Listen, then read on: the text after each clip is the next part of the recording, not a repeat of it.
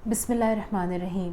खाना काबा अल्लाह का घर है और सहने काबा में अल्लाह ताला ने ये सलाहियत रखी है, ये ख़ासियत रखी है कि वो इंसान की तमाम रूहानी, ज़हनी, नफ्सियाती बीमारियों और पेचीदगियों को अपने अंदर जज़्ब करने की सलाहियत रखता है।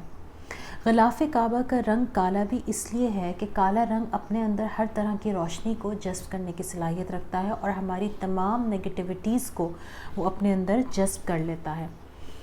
आजकल के दौर में जिस कदर इंसानों में जिस्मानी, रूहानी, नफ्सियाती पेचीदगियाँ बढ़ती जा रही हैं, तो उस वायरस से निजात हासिल करने के लिए यहाँ पर आज हम एक मुराक़बा मैं आपको सिखाऊंगी। उस मुराक़बे में आपने करना ये है कि आपने दिन की कोई एक नमाज ख़ास तौर पर इस तसव्वुर के साथ पढ़नी है कि आप सहने काबा में नमाज अदा कर रहे हैं। आप तसव्वुर ये करें कि आप खाने काबा के सहन में खड़े हैं और खाने काबा की जो सारी फ़िज़ा है वो अपने नूर से आपको मुअत्तर कर रही है।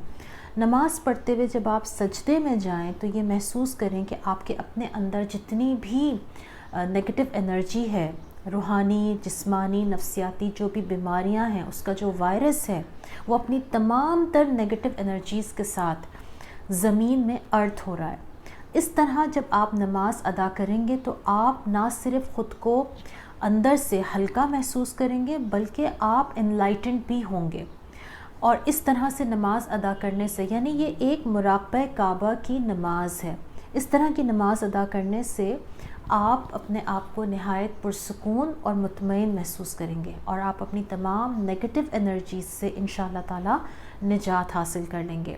इस तरीके से नमाज अदा कीजिए, इंशाअल्लाह ताला इसका आपको यकीनन बहुत फ़ायदा होगा और इस हासिल होने वाले फ़ायदे का ज़िक्र ज़रूर यहाँ पर कमेंट में कीजिएगा। Thank you so much.